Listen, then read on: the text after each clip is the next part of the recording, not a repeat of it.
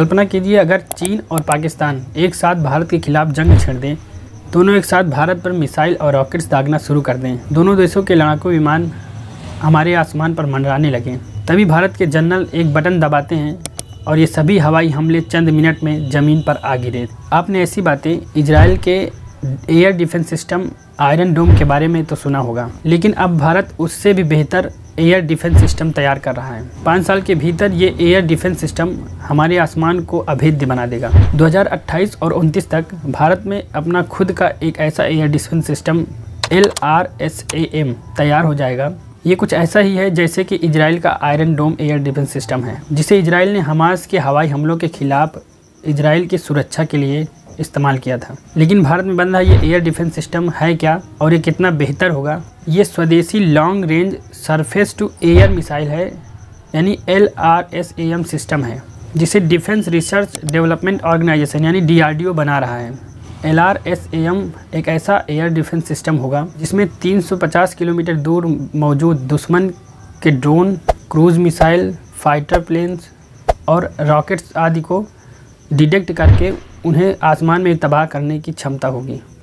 ये इजराइल के आयरन डोम के तर्ज पर भी काम करेगा, यानी जिस तरीके से आयरन डोम अपने सोफिस्टिकेटेड रडार के नज़दीक आ रहे मिसाइल्स और रॉकेट्स को डिटेक्ट करता है और इस इंफॉर्मेशन को कमांड एंड कंट्रोल सिस्टम को भेजता है, और कंट्रोल सेंटर हमला करने वाली मिसाइल या रॉकेट्स के इम्पैक्ट पड़ने वाली जगह को कैलकुलेट करता है और एक के बाद एक 2 इंटरसेप्टिंग मिसाइल लॉन्च करता है, जो हमला करने वाले रॉकेट या मिसाइल को आसमान में ही तबाह कर देता है। अब आपके मन में एक सवाल उठता होगा कि क्या भारत के पास अभी तक किसी भी प्रकार का कोई एयर डिफेंस सिस्टम नहीं है? तो जवाब है, ऐसा नहीं है। फिलहाल भारत के पास रूसी S-400 Triumph air defence system है, जिसे सबसे एडवांस एयर डिफेंस सिस्टम माना जाता है। भारत ने रूस से 5 S-4 एयर डिफेंस सिस्टम को खरीदा है। खास बात यह कि भारत के पास S-400 की 5 में से 3 मिसाइल बैटरीज हैं, जिन्हें भारत के नॉर्थ ईस्ट और नॉर्थ वेस्ट में पाकिस्तान और चीन जैसे दुश्मनों के लिए पहले से तैनात कर दिया गया है। बची हुई 2 S-400 मिसाइल बैटरीज को भारत में लाने में देरी हो रही है, जिसका मुख्य कारण रूस और यूक्रेन युद्ध है। लेकिन अब सवाल उठता है कि S-400 एयर डिफेंस सिस्टम होते हुए भी भारत को नए एयर डिफेंस सिस्टम की ज़रूरत क्यों पड़ी? तो जवाब है, अमेरिका के पास एयर डिफेंस के लिए terminal high altitude area defence यानी कि THAAD और पैट्रियट मिसाइल सिस्टम है, और ताइवान और सऊदी अरब जैसे देश भी पैट्रियट मिसाइल सिस्टम पर निर्भर हैं।